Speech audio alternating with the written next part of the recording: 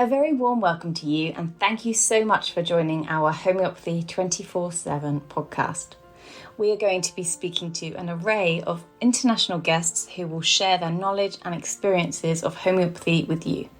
We will discuss all types of subjects such as remedies, symptoms, and stories of health. No matter where you are with your homeopathic journey, we aim to inspire you on your quest to natural health and living. The podcast is brought to you by Mary Greensmith, the founder of Homeopathy 24/7, which is a global platform connecting you with a homeopath wherever you are in the world, 24 hours a day. So let's get started with today's chat. Please welcome Mary Greensmith. Hello, thank you so much for joining us today. It's so lovely to see you all. And I'm really excited about welcoming Ciara Corcoran here with us because Ciara is one of our Homeopathy 24/7 homeopaths, and she lives in beautiful Southern Ireland and is talking to us about generally finding a homeopath and what questions we need to be asking and what we're doing. Tell us a little bit about what you do and how you enjoy homeopathy, first of all, Ciara. Well, thanks, Mary, first of all, for having me. I thought there at the introduction, when you said Southern Ireland, I thought you were going to say sunny Ireland. We're having a very wet, yucky summer. So to everyone out there who's enjoying the vitamin D, you are lucky. But anyway, every day is a good day. So yeah, I'm delighted to be part of the Homeopathy 24/7 team for, I'd say a year and a half now. I'm not too sure. So I've been practicing as a homeopath for the last maybe 10 odd years, off and on. And as is the vibe with homeopathy, we're all in a bit of an ebb and flow at times, and I feel like I'm in a flow for the last few years since joining homeopathy. I have to say that I absolutely love doing acutes in particular. It's probably 50% of my practice is doing acutes, and I love doing them. And I have a podcast on that, so if anybody wants to look that up, please do. Outside of that, my practice is very much individualized. I would say, yes, I specialize in the thyroid conditions. I work with Anthony DePontes, another member of the team. We have a group for that. Outside of that, I just really love when somebody has a good feeling about me and I have about them, and they come to me for whatever ailment, condition, whether it's emotional, physical, both. And of course, I also adore babies and children. So I suppose to summarize, I love everybody. So that's how I practice as a homeopath.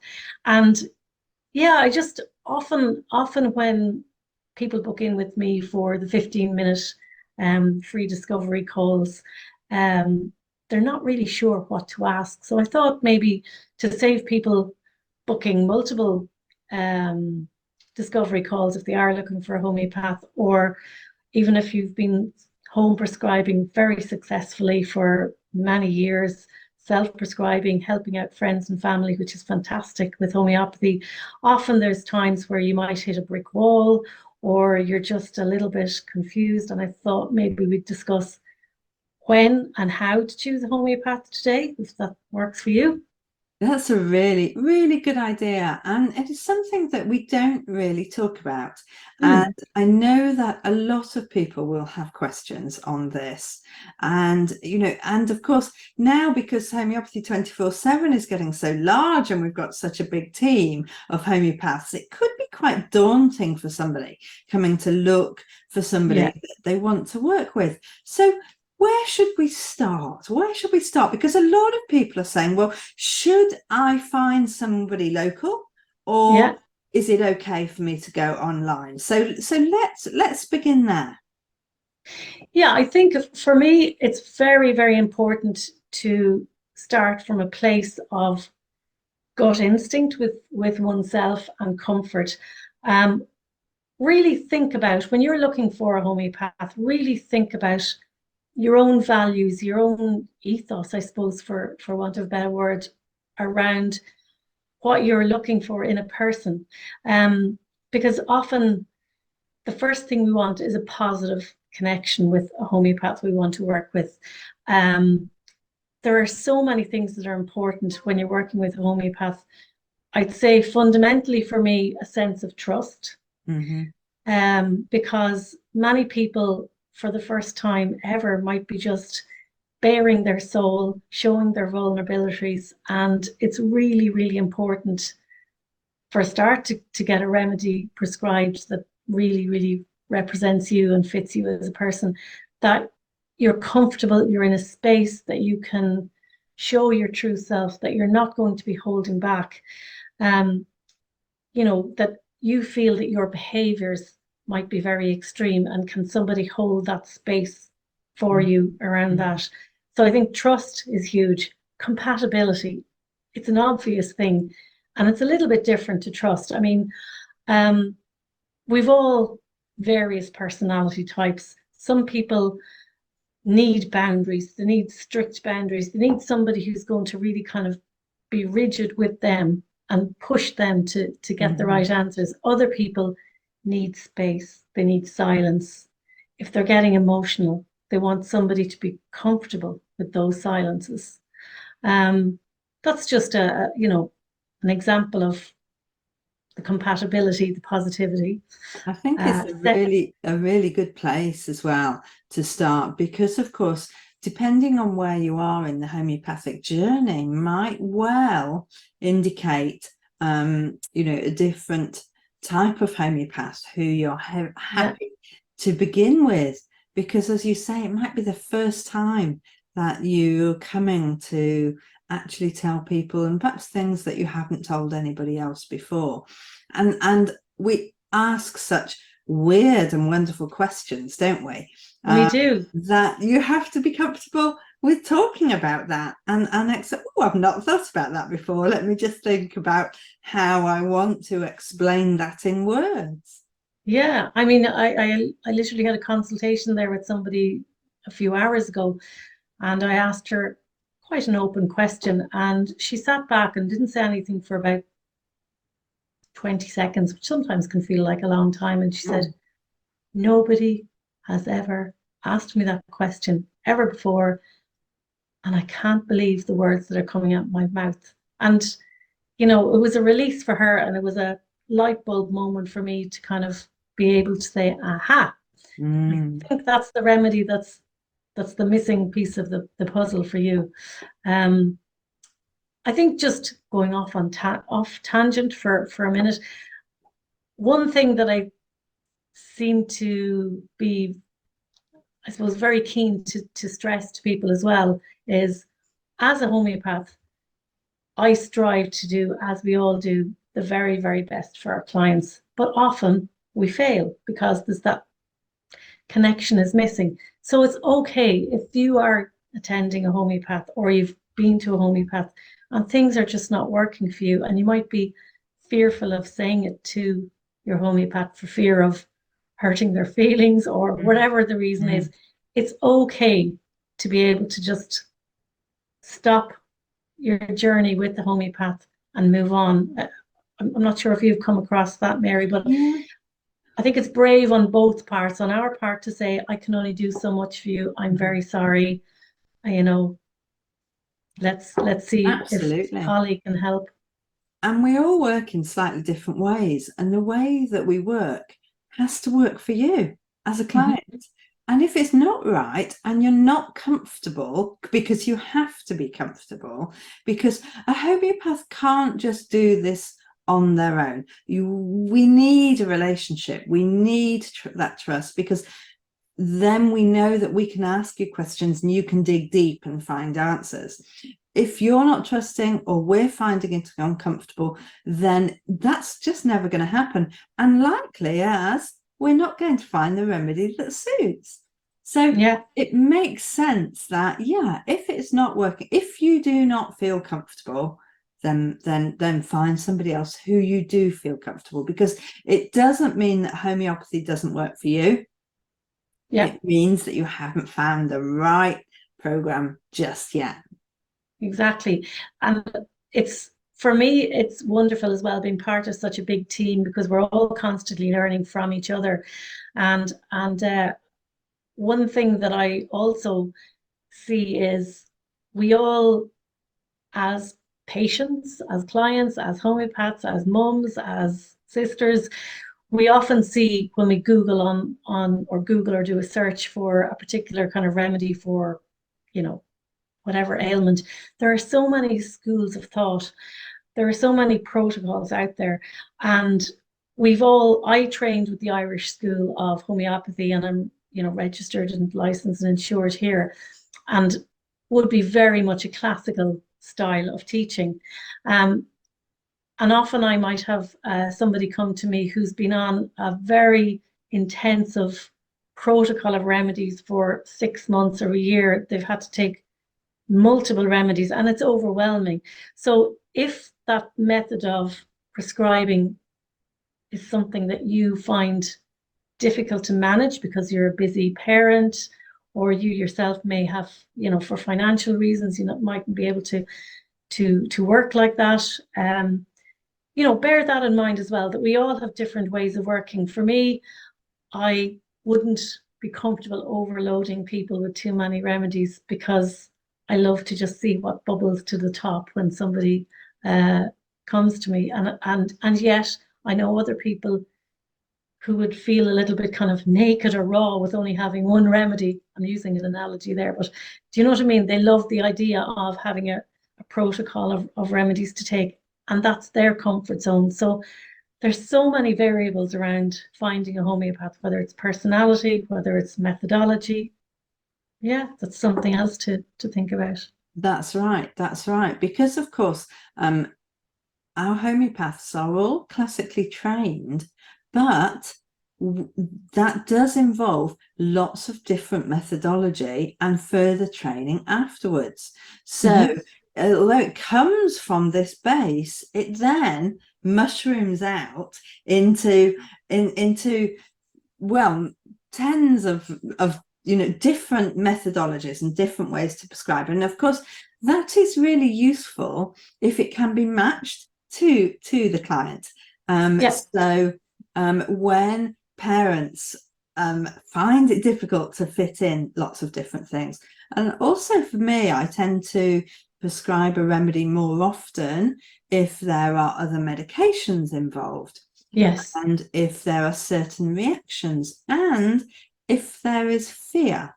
So whatever you bring will indicate a different way of prescribing that would be suited to you. Exactly. Yeah, exactly. So really interesting that we just take it for granted, don't we? I know. And we forget to explain this, but I think the explanation is the crucial part, isn't it? And explanation and expectations, they very much go hand in hand, don't they? Yeah, don't they just? And often just spending that few extra minutes just explaining, I am prescribing this because I see this, because I think that you would like to be able to take this when this happens, because your body is saying, what can I do here? What can I do there? So those explanations are very, very important. Transparency is probably another word that comes to mind. I think we've all had people come to us who said, I used to work with a homeopath, but I never know what remedy was given. They just didn't want to tell me. So it's important. It's your body, your health. And, if you want to join with your homeopath in the responsibility of the healing journey, I think it's only right and proper that, that the information is shared as well with you as the patient. So if that's important to you, I think that's also something to learn from, that if you want to know what remedies are being prescribed, just ask. Exactly. It's for me, homeopathy is all about you taking back responsibility of your health. Yeah. And so with that responsibility goes knowledge and curiosity. And of course, we're trusting you to, yes, take the remedy, look it up if you want to look it up, but don't judge. If you've got questions to ask, then ask me. Come back to me and say, okay, why this remedy? And I had somebody the other day who said, oh my goodness, you've just prescribed this for my son. I'm not sure it suits my son, but boy, does it suit me. That would be an amazing remedy for me. So, I was seeing things that obviously were being passed down, and I was seeing it quite differently than what she was looking it up. But the relationship was there, and the trust was there to say, no, if you say this is good, this is what we're doing. Yeah, and I had the same thing actually with a little child in the last few weeks. The mum got the prescription, and she came back and said about a week later, I looked up the remedy and that is not him at all. I just don't understand it. And a week later, she came back and said, I still can't see it, but the rest of the family can see changes in him. I said, well, you just have to just trust a little bit. Yeah. But yeah, so many questions to think about when you're choosing to work with a homeopath. It's an interesting area to it is. put a few thoughts into. I had somebody just recently who was explaining that she was already working with a homeopath, but she was fearful of the prescription. And that was an interesting one for me, because of course that is part of the picture. Then that is something that we take into consideration, but it just comes back to your trust, doesn't it? Have you had a good explanation, and what are your expectations? Has that been addressed for you? I know. Yeah. Another thing I was thinking about there, just as you were speaking, and the whole kind of relationship and moving on from trust. We all we couldn't imagine a few years ago that we'd all work well virtually. However, we have to be mindful that there are people who really cannot, for whatever reasons, for accessibility reasons, can't work on a virtual platform. So, if you have been considering face-to-face homeopathy versus virtual, really go with your gut. Go with your gut instinct, because sometimes there's that, 3D magic that is really important for you, that you can't get on a virtual consultation. So it's okay to move from the virtual world back into the real world. We've all been very comfortable working there, but for many it's just not the same, and that's okay too. So do think about that. Yes, absolutely. If you've got local homeopaths around, do go and visit them and meet them and find out. For me, I was working online for quite a few years before COVID. And that's because I was helping quite a lot of families with children with ADHD. And it was so much better for mums. Perhaps busy mums that have got 4 or 5 children, than actually piling them all into the car and traveling for half an hour. Absolutely. It has allowed us to be accessible for those people that what am I trying to say, one-to-one in real life, that was difficult. So I mean, it works on both sides of the coin, but I think for me, probably 90% of my consultations are virtual, and 10% are face-to-face. But I think for acutes, there's no doubt that online consultations are a game changer and a life changer. At 3 a.m, when you have a screaming baby, or whatever it is, to have the magic of being able to just open Skype and say help is just invaluable. Yes, yes, absolutely. And just to have somebody there and available when nobody else is. Yeah. And this just isn't just for clients as well. You know, I have rang homeopathy 24/7 myself, as have, you know, a lot of homeopaths. And of course, homeopaths quite often advise their own clients to come to homeopathy 24/7 when they're on holiday or away at the weekend, because we are that 24-hour service. Yeah.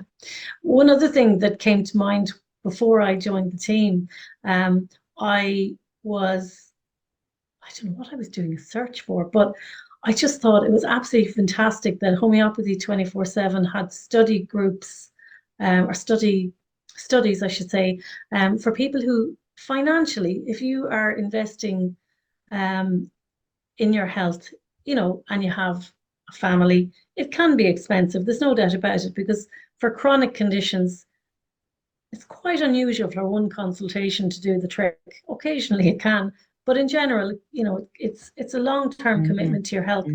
And so financially, another thing to consider is, would you like to be part of a study group, which can be financially very, very beneficial, or are you willing to make that commitment for your health in the long term? So that's another, you know, thing to consider when choosing a homeopath. You know, Yeah. there's the financial element of it. And another part of that, of course, is whilst you're seeing a homeopath, you're learning about homeopathy for yourself and your family. So Yeah. it usually means, because the homeopath is wanting you to be responsible, to make your own decisions, they would usually be helping you learn about what your family are going to need, what remedies are really suiting Yeah. your family, so that you can continue in between bouts of homeopathic help effectively. Yeah. And you know, we all go to, if we're looking for a coat or we're looking for a sofa, we'll all go online and, you know, Yeah. choose to kind of visit a few different stores, and or we might go into the local shopping mall and have a look around. Same thing is when you're looking for your homeopathy and you don't know where to start, make use of those 15-minute free discovery calls, because they are invaluable. You can book as many as you like, and it's a bit like speed dating, isn't it? You just kind of open up the Zoom, make a few appointments, and you go, ah, yeah, I found the one. And it's lovely. Sometimes, you know, someone will contact you, you mightn't hear from them, and you're delighted because you know they have found the person for them to work with. So, Let's just go over a few of those questions that possibly they should be asking to help them decide. What would you recommend the types of things that they perhaps could ask during that chat? I think, I suppose for me, experience is a key. Not necessarily experience in a particular area, although of course that's very, very important, but experience, how long have they been practicing, you know, qualifications. That's a very, very important question. What's the wait time? Because we all want to be seen as soon as possible, and there's nothing as off-putting as contacting a homeopath to be told, well, I might be able to fit you in 4 months' time and I'll put you on a waiting list. And you know, you just think, I that person may have been really struggling to make that call with you. So I mean, obviously it's great when we're all busy, but I think in general we all work smarter and harder these days, and we can always hold off a few appointments and schedules for people who urgently need help. So I think availability,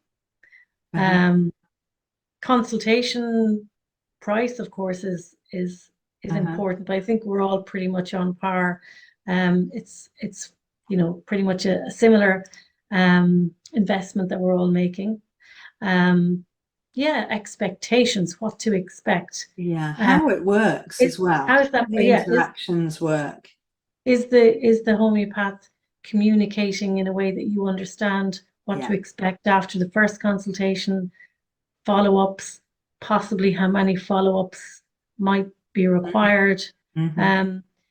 And I always say it, I think gut feeling and instinct is so, so important. Yeah. I think we often know very, very quickly. First impressions are key. And I think we all know instinctively if we're going to be comfortable to just be ourselves, be our authentic selves, if we can work with the homeopath.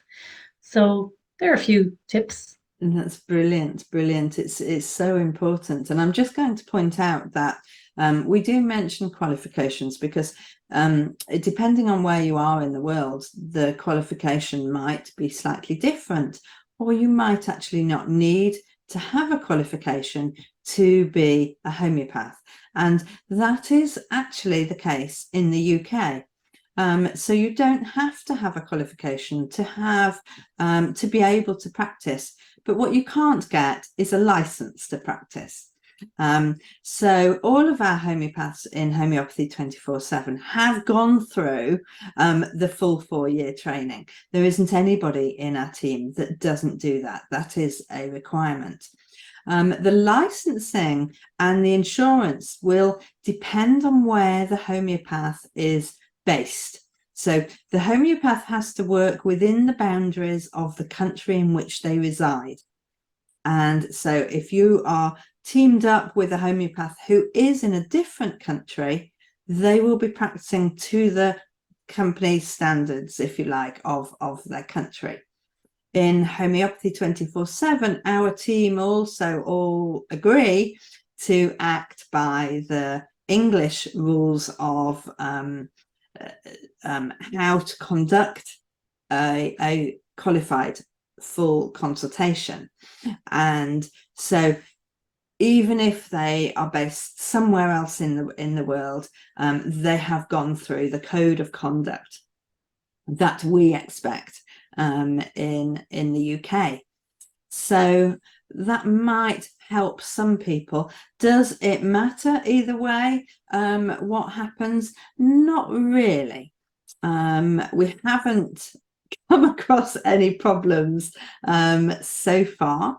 There are certain laws in different countries which are different, one of which is in Australasia, in Australia and New Zealand, the homeopaths are allowed to treat animals. In the UK, they're not. They're only allowed to coach animal owners. So we have little differentials like that we work with, and hopefully we explain well enough for you to understand what we can do and how we work. Brilliant synopsis. Very good. Is there anything else? We've had a really good chat about finding a homeopath, and I think it's been absolutely crucial information. It's been so lovely to talk to you, Ciara. Likewise, Mary. Thanks a million for having me. It's always a pleasure. We'll see you again soon. Okay. Thanks a lot. Bye, everyone. Thank you, Ciara, for coming on today. It was so lovely just to be able to talk to you about the homeopaths, about what to ask about those questions. And if you found this useful, please do like and subscribe and leave a review for our podcast if you possibly can. You can, of course, like and subscribe on YouTube as well if you're watching it there. Every little bit helps. So please do us a favor and press that button. Next week, I'm going to be talking to you about homeopathy, about naturally minded books, information, and everything else that we're planning with our homeopathic team. So I look forward to seeing you next week. It's been lovely talking to you.